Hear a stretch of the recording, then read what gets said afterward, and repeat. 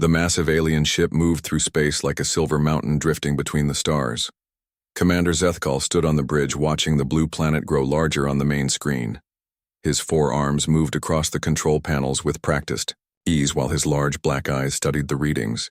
The ship called Harmony's Edge carried representatives from 5 different alien races, all here to welcome Earth into the galactic community. Zethkal felt confident about this mission. His species, the Altarians, had done this hundreds of times before. They found primitive worlds, made contact, and brought them into the Galactic Council as protected members. It was always the same. The primitive species would be amazed by their technology, grateful for their protection, and eager to learn from their advanced neighbors. The humans on this blue world called Earth were no different. The Altarians had been watching them for 50 years. They had seen humans develop basic fusion power and crude space travel. They built small space stations and sent tiny ships to their moon and nearby planets. It was impressive for such a young species, but still far behind galactic standards. Dr. Lisa Park stood in the main laboratory of Terra Station, humanity's largest orbital facility. She checked her equipment one more time and looked out the window at the approaching alien vessel. Her heart pounded with excitement and fear. This was the moment humanity had dreamed about since they first looked up at the stars. First contact with an alien civilization. Admiral Jake Morrison walked into the lab wearing his crisp blue uniform. His gray hair was perfectly combed and his face showed the calm confidence that had made him Earth's top military commander. He placed a hand on Lisa's shoulder and smiled. "Ready for this, Dr. Park?" he asked. Lisa nodded and picked up her translation device. "As ready as anyone can be for the most important day in human history." The alien ship stopped just outside Earth's orbital defense grid. Zethkal opened a communication channel using the basic radio signals humans seemed to prefer. His translation computer had learned their language from intercepted broadcasts over the past decades. "Greetings, people of Earth," Zethkal said in perfect English. "I am Commander Zethkal of the Altarian Republic representing the Galactic Council. We come in peace to welcome you into our community of civilized worlds," Admiral Morrison responded. "From Terra Station." "Welcome, Commander Zethkal. This is Admiral Jake Morrison of the Earth Defense Force. We're honored by your visit." The initial exchange went smoothly. The aliens requested permission to dock with Terra Station for face-to-face meetings. Admiral Morrison agreed, and soon the alien delegation was walking through the station's corridors. Zethkal was impressed by human construction. Their technology was more advanced than initial scans had suggested, though still primitive by galactic standards. The meeting took place in Terra Station's main conference room. Zethkal and his 4 fellow commanders sat across from Admiral Morrison, Dr. Park, and 3 other human representatives. The aliens were a fascinating mix of species. Besides Zethkal's tall, blue-skinned Altarians, there were the insect-like Cathara, the plant-based Verdani, the energy beings called Luxari, and the mechanical synthetics. Captain Ben Hayes of the Earth Defense Force sat quietly in the corner taking notes. His job was to observe and report back to Earth's military leadership about alien capabilities and intentions. What he saw both impressed and worried him. These aliens had technology that made human achievements look like Stone Age tools. Zethkal began the formal presentation. He activated a holographic display showing the galaxy with thousands of glowing dots representing member worlds of the Galactic Council. "The Council includes over 3,000 civilized worlds," he explained. "We maintain peace across the galaxy through cooperation and mutual understanding."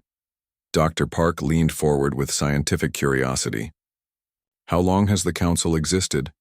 "Nearly 10,000 of your years," replied the insect-like Cathara commander. "We have brought peace and stability to countless worlds. War between Council members hasn't happened in over 2 millennia, Admiral." Morrison raised an eyebrow. "That's quite an achievement. How do you maintain such peace?" "The plant being," Verdani answered with a rustling sound that the translator converted to words. "Through proper guidance and protection. Younger species like humanity need time to develop proper civilization. The Council provides that protection." Zethkal nodded and continued. "We offer Earth membership in the Council as a protected junior species. You will receive our protection access to basic galactic technology and guidance as you develop. In return, you will follow Council laws and accept our oversight of your military development." The room fell silent. Admiral Morrison exchanged glances with Dr. Park and Captain Hayes. This wasn't exactly what they had expected from first contact. "What exactly does protected junior species mean?" asked Captain Hayes. The synthetic commander's mechanical voice was emotionless. "It means humanity will be under Council protection and guidance until you prove ready for full membership. This typically takes several centuries for primitive species."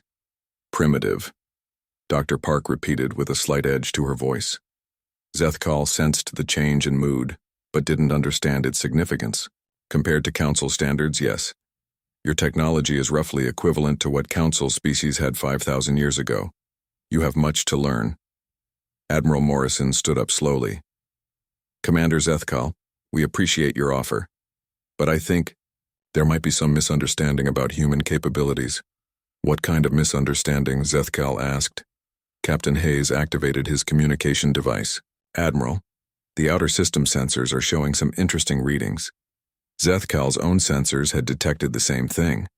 Energy signatures were appearing throughout the solar system. On Mars, Europa, Titan, and scattered through the asteroid belt, defensive installations that hadn't been there during their initial scans were powering up. The Altarian commander's confidence wavered for the first time. "Admiral Morrison, our sensors detect military installations throughout your system. This level of development wasn't in our initial reports." Admiral Morrison smiled coldly. "That's because we didn't want them detected.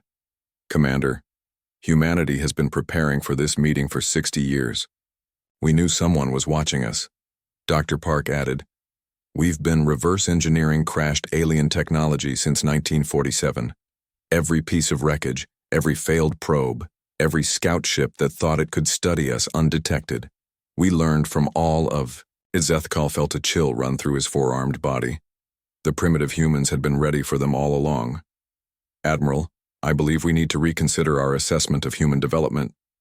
"Yes, you do," Captain Hayes said as he stood up. "And Commander, when you report back to your Council, tell them this. Humanity doesn't need protection. We don't want guidance. And we certainly don't accept oversight." The alien delegation left Terra Station in confusion and growing concern. As Harmony's Edge pulled away from Earth, Zethkal stared at his sensor readings showing the true extent of human military preparation. Hidden bases, advanced weapons, and technology that shouldn't exist on a primitive world. He opened a priority, channeled to the Galactic Council headquarters. "This is Commander Zethkal reporting from the Sol system. We have a problem. The humans are not what we expected." Admiral Morrison watched the alien ship disappear into faster-than-light travel. He turned to Dr. Park and Captain Hayes with a grim expression. "Well, that went about as well as we expected. Think they'll be back?" Dr. Park asked. Captain Hayes nodded. "Oh, they'll be back, and they won't be coming to talk next time." The great crystal spires of Nexus Prime stretched into the purple sky like frozen lightning. Deep inside the largest spire, the Galactic Council's emergency session was in chaos. Commander Zethkal stood at the center of the circular chamber while representatives from dozens of species argued around him. High Counselor Vexthera of the Hegemony raised her 6 arms for silence. Her species had ruled the Council for 3,000 years, through a combination of advanced technology and political cunning. The massive insectoid being's compound eyes focused on Zethkal with obvious displeasure. "Commander, your report is difficult to believe," Vexthara said in her clicking voice. "You claim these primitive humans refused our generous offer of protection." Zethkal's blue skin darkened with embarrassment. "High Counselor, they weren't primitive. Our intelligence was wrong. They have military installations throughout their system and technology that rivals some Council worlds." Counselor Drex of the Titanium Syndicate laughed with a sound like grinding metal. "Impossible. Our long-range scan showed a barely spacefaring species. They haven't even established permanent colonies beyond their home system." "Because they were hiding their true capabilities," Zethkal insisted. "They've been preparing for contact for decades. They somehow detected our observation posts and learned from our technology." The chamber erupted in debate again. Species that had never questioned Council superiority couldn't accept that a primitive world had outsmarted them. Vexthara slammed her armored fist on the podium, creating a sound like thunder. "Enough," she declared. "Even if your report is accurate, it changes nothing. No single world can stand against the Council. Admiral Kolvesh, you will take a punishment fleet to this Earth and demonstrate proper respect for Council authority." Admiral Kolvesh of the Vanguard fleet bowed his massive head. The reptilian warrior had conquered 17 primitive worlds in his 3-century career. His scales were scarred from a dozen battles, and his yellow eyes burned with confidence. "How many ships, High Counselor?" Kolvesh asked. 50 should be more than sufficient," Vexthara replied. "Make it clear that resistance is futile. If they surrender immediately, accept their submission. If they resist, destroy enough of their infrastructure to ensure compliance." Meanwhile on Earth, President Carl Johnson sat in the underground command center known as Haven Deep. The facility was buried 2 miles beneath the Colorado mountains and could survive anything short of a planet-cracking weapon. Around the table sat Earth's top military and scientific leaders. General Amy Foster, head of the Global Defense Command, reviewed intelligence reports. Her stern face showed no emotion as she studied alien ship configurations and weapon capabilities. "Our deep space sensors confirm it. 50 alien warships are heading our way. They'll be here in 6 days." Dr. Lisa Park activated a holographic display showing the approaching fleet. Each ship was 3 times larger than humanity's biggest vessel, and armed with weapons that could crack continents. Their technology is impressive, but not impossible to counter. "We've had 60 years to prepare." Admiral Jake Morrison pointed to strategic positions throughout the solar system. "All defense platforms are operational. The Mars shipyards finished the last squadron yesterday. We have 43 combat vessels, ready for action." Colonel Rick Palmer, head of Special Operations, smiled grimly. "Project Prometheus is fully active. Every weapon system, every defense grid, every ship in our fleet uses hybrid technology. We took their crashed ships and made them better." President Johnson looked around the table at his advisors. "Recommendations. We fight," General Foster said simply. "Running isn't an option, and surrender means slavery." Admiral Morrison nodded. "The alien commander won't expect real resistance. Council species have been at peace for millennia. They've forgotten how to fight a real war," Dr. Park added. "Our analysis suggests they'll use standard Council tactics, long-range bombardment followed by orbital occupation. They won't adapt when those tactics fail." Colonel Palmer opened a classified file. "Sir, there's something else. The Roswell incident wasn't their first visit to Earth. We've been recovering alien technology since 1897. The Aurora crash in Texas, the Tunguska event in Russia, dozens of others. We've had over a century to study their weaknesses." The president made his decision. "We defend Earth. Send word to all defense stations. Condition red across the entire system." Captain Lisa Newman stood on the bridge of the EDS Defiant, humanity's most advanced warship. The vessel was a marvel of hybrid engineering, combining alien technology with human innovation. Its hull was forged from materials that shouldn't exist. Its weapons fired energy that could punch through any known armor, and its engines could bend space in ways alien scientists said were impossible. Her crew of 200 represented the best Earth had to offer.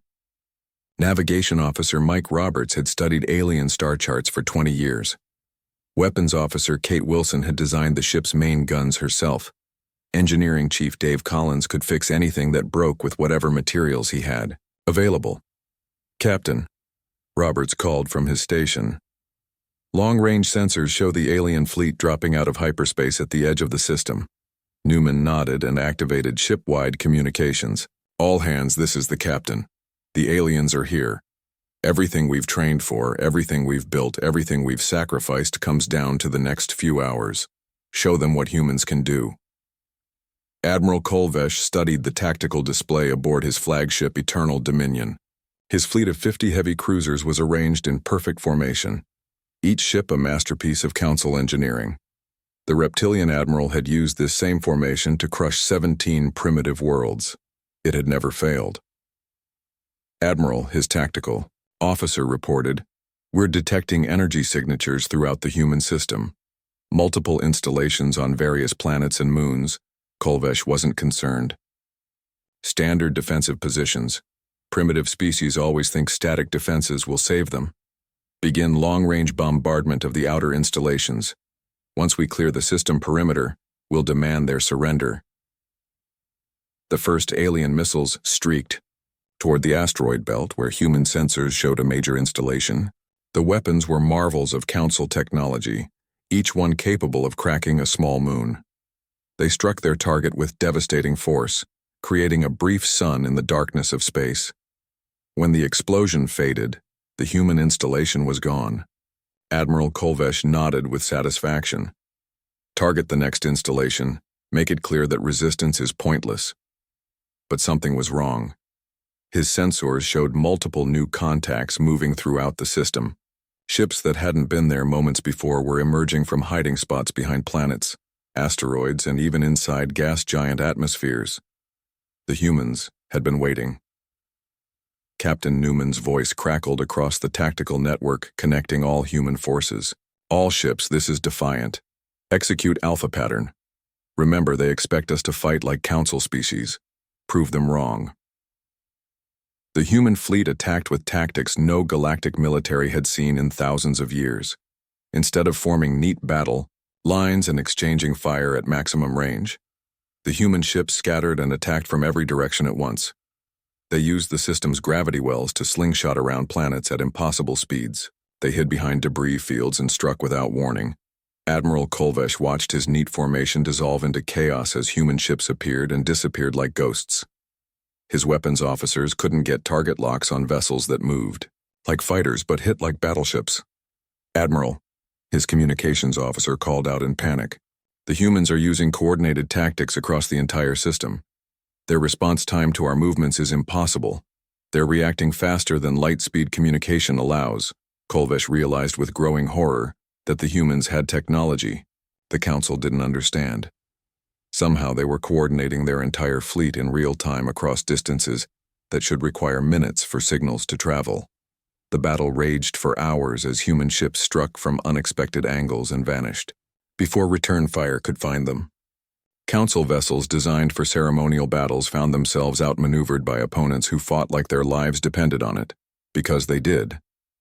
As Admiral Kolvesh watched his fleet take casualties for the first time in his career, he began to understand what Commander Zethkal had tried to tell the Council. These humans weren't primitive, they weren't helpless, and they weren't going to surrender. They were going to fight until the last ship was destroyed and the last human was dead. And that terrified him more than any enemy he had ever faced. The battle had been raging for 12 hours when Admiral Kolvesh realized he was losing. His perfect formation was scattered across the outer solar system, and 6 of his ships were already destroyed. The humans fought with a savagery that no civilized species had shown in millennia. Captain Lisa Newman guided the EDS Defiant through a debris field that had once been an alien cruiser. Her ship had taken damage, but her crew kept fighting with the determination that marked all human warriors. Navigation Officer Mike Roberts plotted impossible courses that used planetary gravity to accelerate past alien ships before they could react. Captain Weapons Officer Kate Wilson called out, "The Eternal Dominion is moving to flank our position. Admiral Kolvesh is trying to trap us between his flagship and 2 heavy cruisers." Newman smiled coldly. "Let him try." Engineering, how's our special weapon? Chief Engineer Dave Collins checked his readings. "Quantum phase cannon is fully charged, Captain. 1 shot and we can punch through anything they have." The quantum phase cannon was humanity's greatest secret. Built from alien technology but improved with human engineering, it could phase matter out of normal space for a few seconds. During that time, the target couldn't be touched by normal weapons, but couldn't fight back either. When it returned to normal space, the target would find human missiles waiting inside its shields. But Newman had a different plan. "Mike, plot a ramming course for the Eternal Dominion. Kate, prepare all weapons for point-blank engagement. Dave, I want maximum power to forward shields." The bridge crew stared at their captain in shock. Ramming was a tactic that civilized species had abandoned thousands of years ago. It was considered barbaric, wasteful, and pointlessly destructive. But humans weren't civilized by galactic standards. Captain Mike Roberts said quietly, "Ramming speed will likely destroy both ships." Newman nodded. "Maybe, but it will definitely destroy his ship. And Admiral Kolvesh needs to learn that humans don't surrender." Across the system, similar scenes played out as human commanders made decisions that no alien could understand. Commander Rick Stone of the EDS Vengeance deliberately overloaded his fusion reactor to create a massive explosion that took out 3 alien ships. Captain Sarah Miller of the EDS Guardian used her ship as a shield to protect the Mars colony, absorbing punishment that should have destroyed her vessel twice over. Admiral Kolvesh watched in horror as the human flagship accelerated toward his position. His tactical computer calculated the human's course and confirmed his worst fears. They were planning to ram his ship at nearly 10% of light speed. The impact would vaporize both vessels and create an explosion visible from Earth. "All ships concentrate fire on the human flagship," Kolvesh ordered. "Stop them before they reach ramming distance." Dozens of alien weapons focused on the Defiant. Energy beams and particle cannons hammered the human ship's shields while missile swarms tried to overwhelm its defenses. But the Defiant kept coming, its hull glowing from absorbed energy and its forward shields blazing like a small star. Dr. Lisa Park watched the battle from Terra Station's command center. Her instruments showed the impossible courage of human crews throughout the system. Ships that should have retreated kept fighting. Crews that should have surrendered chose death instead. It was magnificent and terrifying. Dr. Park, her assistant, called out, "We're receiving a transmission from Admiral Kolvesh. He wants to negotiate." Park activated the communication channel. The reptilian admiral's image appeared on the main screen, his yellow eyes wide with something that might have been fear. "Human commanders, this is Admiral Kolvesh of the Galactic Council. I propose an immediate ceasefire to discuss terms, Doctor," Park responded calmly. "Admiral, this is Dr. Lisa Park representing Earth's government. What terms did you have in mind?" Kolvesh's voice was strained. "Your species shows remarkable courage, but this battle serves no purpose. Surrender now and I guarantee your people will be treated with honor." Park laughed, a sound that chilled the alien admiral. "Admiral, you came to our system with 50 warships. To force our submission. Did you really think we would surrender after one battle?" On the Defiance bridge, Captain Newman heard the exchange and made her decision. "All weapons, fire everything we have. Ram the flagship. Make them remember this day." The Defiance quantum phase cannon fired at point-blank range, phasing the Eternal Dominion partially out of normal space. For 3 seconds, the massive alien ship flickered between dimensions, while human missiles streaked through the space it occupied. When the ship returned to normal space, it found high-explosive warheads waiting inside its hull. The explosion lit up the outer solar system like a second sun. Admiral Kolvesh's flagship broke apart in a chain of secondary explosions that sent debris spinning across thousands of kilometers.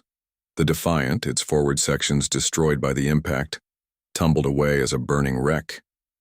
But Captain Newman's sacrifice had the intended effect. The remaining alien ships, shocked by the destruction of their flagship and the loss of their commander, began to retreat toward the edge of the system. Commander Amy Clark of the EDS Stryker pursued the fleeing aliens in her experimental ship. The vessel could phase in and out of normal space using technology that alien physicists said was impossible.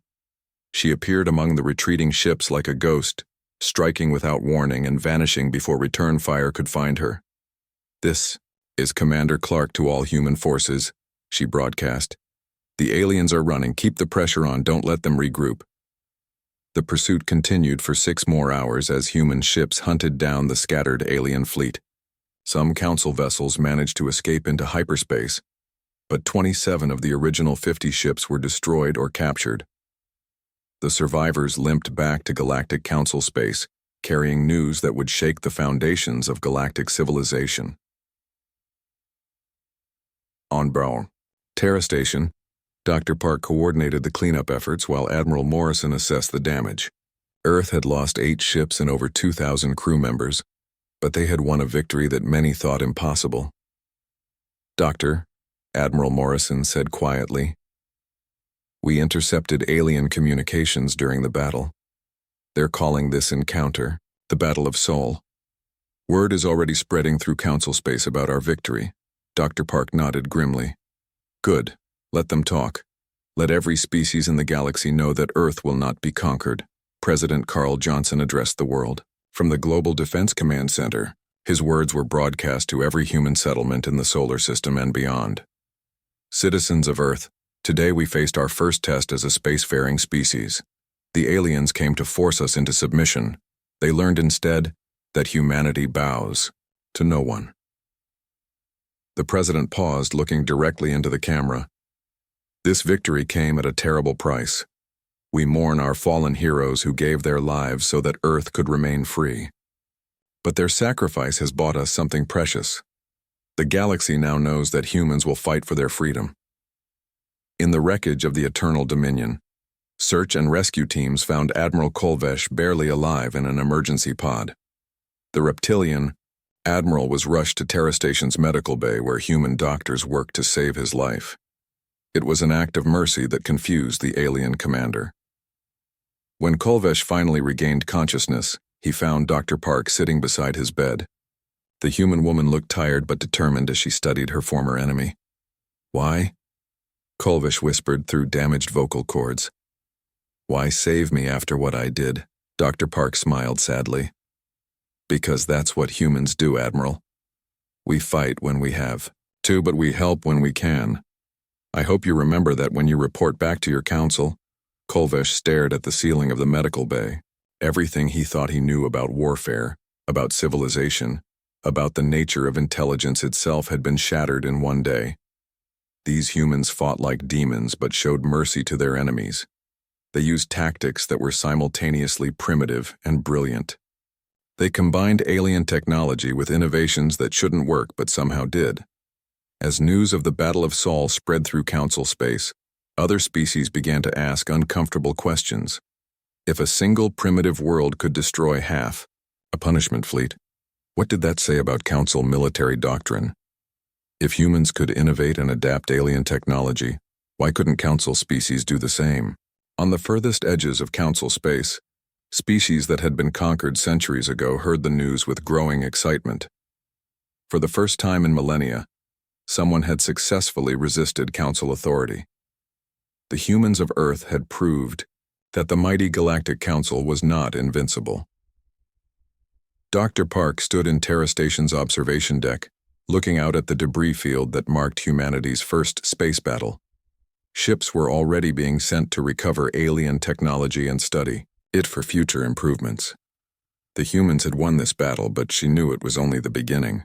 They'll be back, Admiral Morrison said as he joined her at the observation window. Dr. Park nodded. Yes, they will. And next time they'll bring everything they have. The Admiral smiled grimly. Then we'd better be ready for them.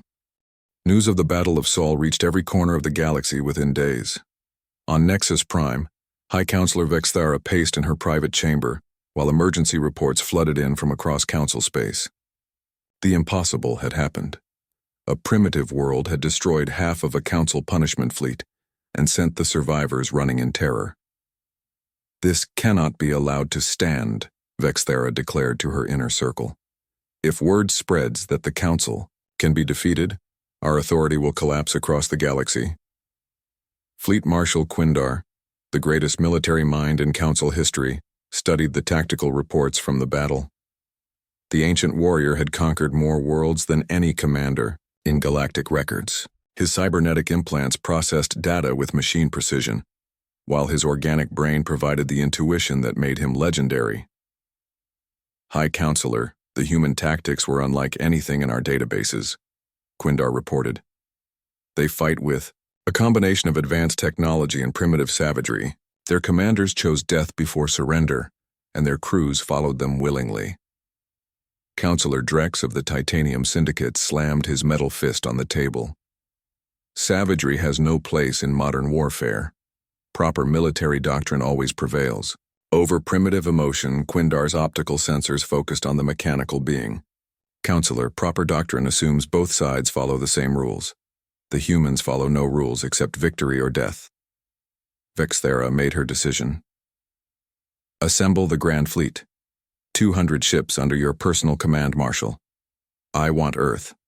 Turned into a lifeless rock as an example to any other world that might consider resistance. On Earth, President Carl Johnson convened an emergency session of the Global Defense Council. The victory at Sol had cost them dearly, and intelligence reports suggested the aliens were preparing a massive response. Earth needed allies, and they needed them quickly. Captain Ben Hayes stood before the assembled leaders wearing his dress uniform. The veteran officer had volunteered for humanity's most dangerous mission, seeking allies among the alien species of the galactic rim. His ship, the EDS Explorer, was loaded with everything Earth knew about alien technology and culture. Captain Hayes, the president said formally, you understand the importance of your mission. Find species who might be willing to stand with us against the Council. Earth cannot face 200 alien warships alone, Hayes saluted crisply. Understood, sir. The Explorer is ready to depart. We'll either return with allies or die trying. Dr. Lisa Park had spent the week since the battle studying captured alien technology and interrogating prisoners. What she discovered horrified her. The Galactic Council wasn't just militarily stagnant, it was genetically stagnant. Millennia of peace and prosperity had bred the capacity for innovation out of most Council species. Admiral Morrison, she reported, from her laboratory, I found something disturbing. The aliens can maintain their technology, but they can't truly improve it. They've forgotten how to adapt and evolve under pressure. Admiral Jake Morrison studied her findings with growing amazement. You're saying they're stuck with whatever technology their ancestors developed, Dr. Park nodded grimly. Worse than that, they've actually lost capabilities over time. The ships we captured have older components that are more advanced than the newer ones. They're slowly losing knowledge instead of gaining it. This revelation changed everything. Humanity's advantage wasn't just tactical or technological, it was evolutionary. Humans could still adapt, still innovate, still grow stronger under pressure. The aliens had traded that ability for comfort and security. Captain Hayes and the Explorer jumped to hyperspace with coordinates for 3 different star systems. Intelligence suggested these areas contained species that had either refused to join the Council or been expelled for being too aggressive. If Earth was going to find allies, it would be among the galaxy's outcasts and rebels. The first system contained the Kalari, a species of tall, graceful beings whose homeworld had been blockaded for refusing Council membership. Their ships were fast and stealthy, designed for hit-and-run tactics against superior forces. When Hayes opened communications, he was met by Captain Zara Vell, a Kalari commander who had been fighting Council patrols for decades. Human vessel, Zara transmitted, we have heard of your victory at Sol. Is it true that you destroyed half a Council fleet? Hayes smiled as he responded. It's true, Captain. We fought them ship to ship and sent them running, but they'll be back with more ships. We need allies who understand what it means to fight for freedom. The negotiations with the Kalari took 3 days. They were a proud species who valued independence above everything else. When Hayes showed them recordings of the Battle of Sol, particularly Captain Newman's ramming attack on the alien flagship, the Kalari Council voted unanimously to join Earth's cause. The second system held the Thanics, a warrior species whose homeworld had been destroyed by the Council for being too aggressive. The survivors lived on asteroid habitats and mobile fleets, striking Council targets whenever opportunity allowed. Their leader was a scarred veteran named War Chief Thane, who had been fighting the Council for over a century. Human, Thane growled, through the translator. You claim to understand war, but have you seen your world burn? Have you watched your children die while you were powerless to save them? Hayes met the alien warrior's gaze steadily. War Chief, if we lose this fight, Earth will burn and human children will die. That's why we need warriors like the Thanics to stand with us. Thane studied the human captain for long moments before nodding slowly. You have spine, human. The Thanics will fight beside Earth.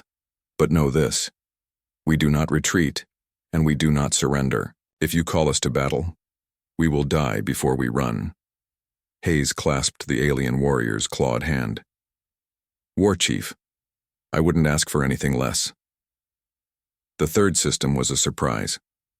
Instead of finding another warrior race, Hayes discovered a research station run by Dr. Elena Voss, a human scientist who had been studying alien technology for 40 years. She had been captured during an early council patrol and was presumed dead. "Dr. Voss," Hayes said in amazement, "Earth has been looking for you since 2015. Everyone assumed you were killed when your research ship disappeared." Elena smiled sadly. "I was captured by a council science vessel. They were fascinated by human adaptability and wanted to study me. I've been working in their research facilities ever since, learning everything I could about their technology."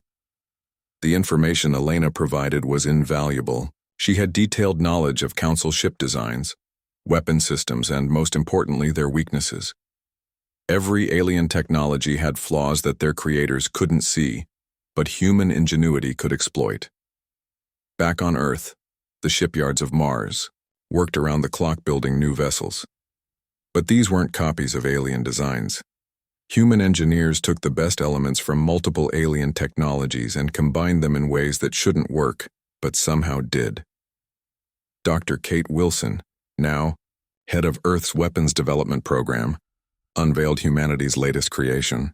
The EDS Prometheus was a hybrid battleship that incorporated Kalari stealth technology, Thanix armor plating, and human weapons systems. It was faster than any council cruiser, more heavily armed than any council battleship, and nearly invisible to alien sensors. "Admiral Morrison," Dr. Wilson reported proudly, "the Prometheus is everything we learned from the Battle of Saul made real. She can outfight anything the council has and outrun anything she can't outfight." Admiral Morrison walked around the magnificent ship with obvious pride. "How many more can we build before the Grand Fleet arrives?" 12, sir. Plus modifications to our existing vessels using the new hybrid technology. When Fleet Marshal Quindar gets here, he's going to face a very different human fleet than Admiral Kolvesh did." As the weeks passed, Earth's alliance grew stronger.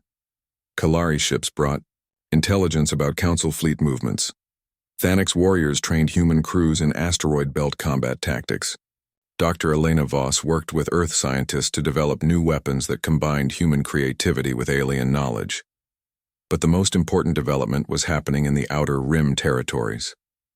Word of Earth's victory had spread to dozens of species who had been subjugated by the Council centuries ago.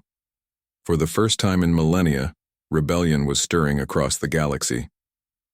On the world of Kepler 442b, the native Zephyrians began attacking Council occupation forces. In the Vega system, the aquatic hydrans sabotaged Council shipyards. Throughout the galactic rim, species that had been quiet for generations suddenly remembered what freedom meant. High Counselor Vexthara watched the reports pour in with growing alarm. The human victory had done more than defeat one fleet. It had inspired a galaxy-wide rebellion that threatened to tear the Council apart. "Marshal Quindar," she ordered, "you must succeed where Admiral Kolvesh failed. Destroy Earth completely and make an example that will end this rebellion before it spreads further." Fleet Marshal Quindar accepted his orders with grim determination. The Grand Fleet was assembled and ready. 200 of the most advanced warships in the galaxy, carrying enough firepower to crack planets. No primitive world could stand against such force. But as his fleet prepared to jump to hyperspace, Quindar reviewed the intelligence reports one more time. The humans had allies now. They had better ships. And they had something the Council had forgotten: the willingness to die for what they believed in.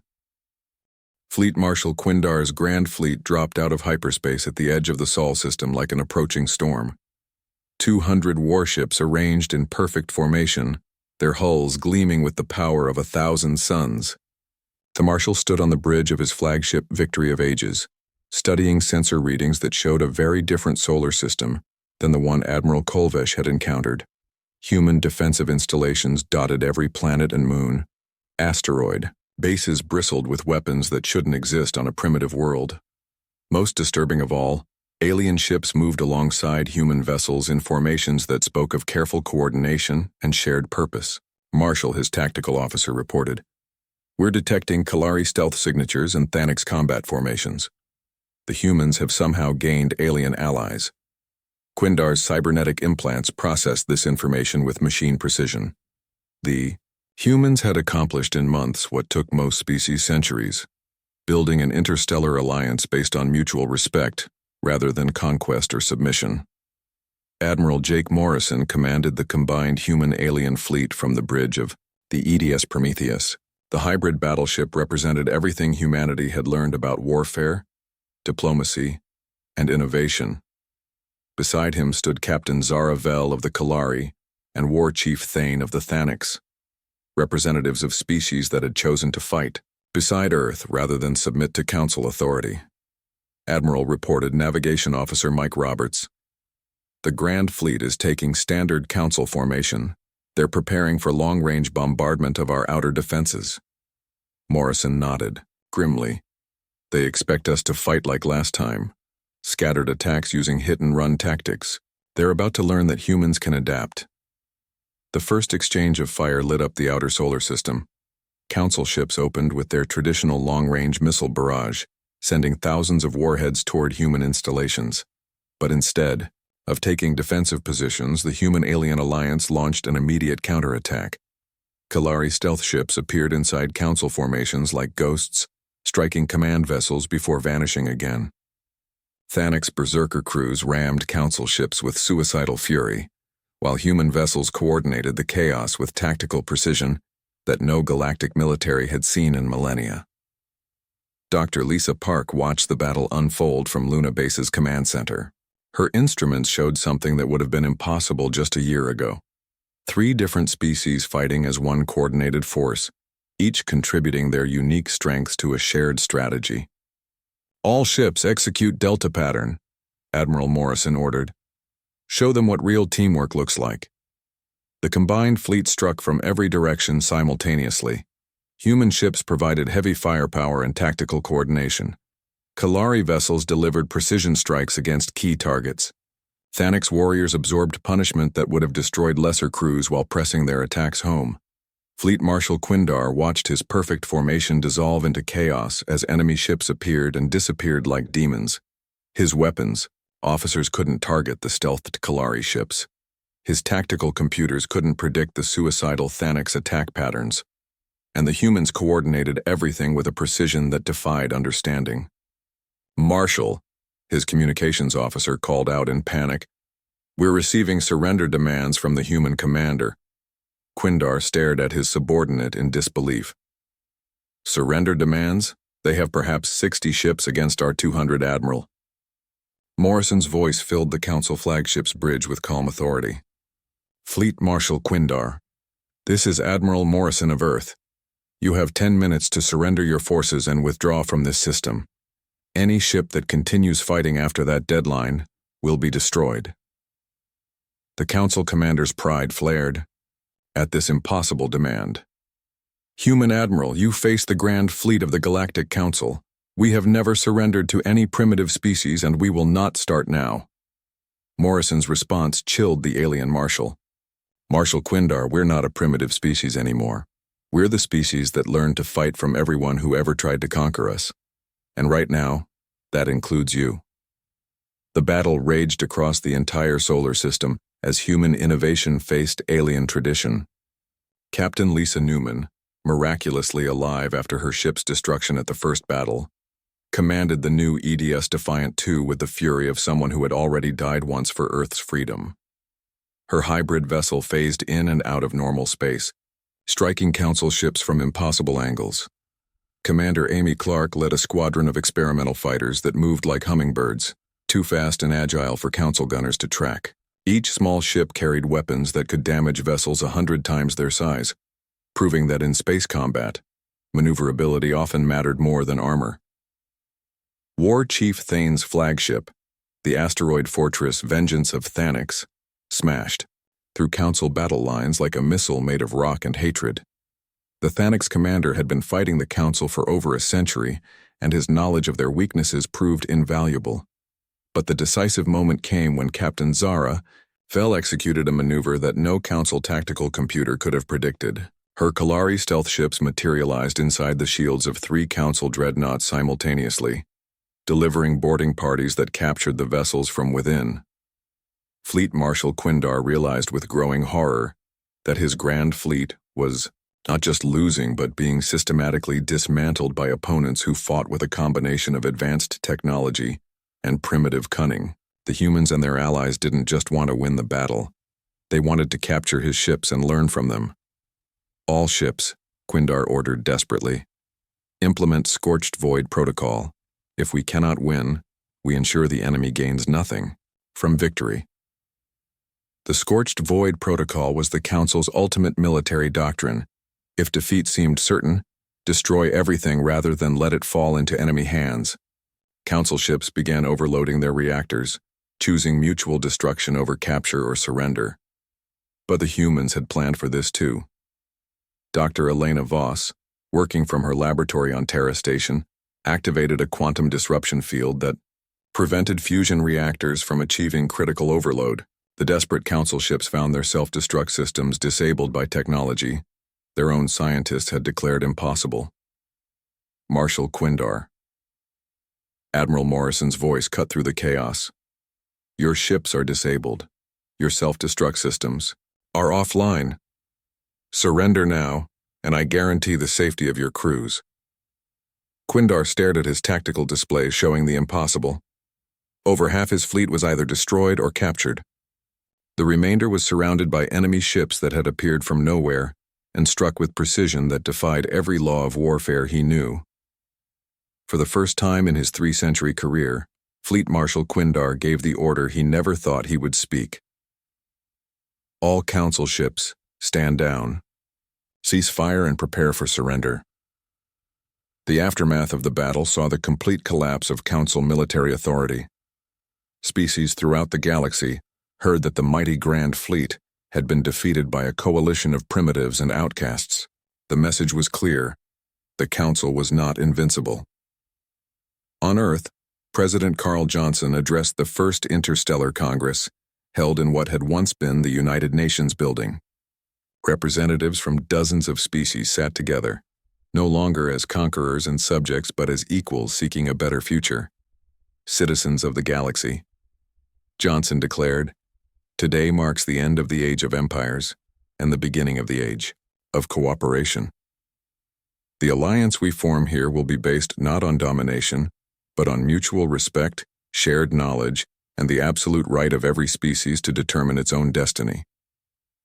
Dr. Lisa Park, now Director of Alliance Science, unveiled the greatest gift Earth could offer the galaxy, the return of innovation. Human scientists would work with alien researchers to rediscover the lost art of technological advancement. Species that had been stagnant for millennia would learn to grow and adapt once more. Fleet Marshal Quindar, held as an honored prisoner on Terra Station, found himself studying human military doctrine with fascination rather than hatred. These humans had defeated him not through superior numbers or overwhelming technology, but through the one thing the Council had forgotten: the ability to learn and adapt under pressure. Dr. Park Quindar said during one of their conversations, "How did humans maintain this ability when every other species lost it?" Dr. Park smiled as she considered the question. "Marshal, peace and prosperity are wonderful things, but they're also dangerous if they become too comfortable. Humans never had the luxury of perfect safety. We had to keep adapting or die. That pressure forged us into something the galaxy hasn't seen in thousands of years." Captain Ben Hayes led the first Alliance exploration fleet beyond the borders of former Council space.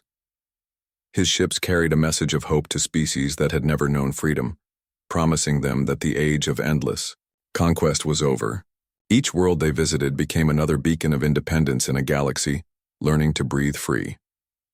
The Kalari established the new Alliance Intelligence Network, using their stealth technology to monitor former Council hardliners and prevent any attempt to restore the old order. Captain Zara Vel became the Alliance's chief intelligence officer, coordinating information across dozens of star systems.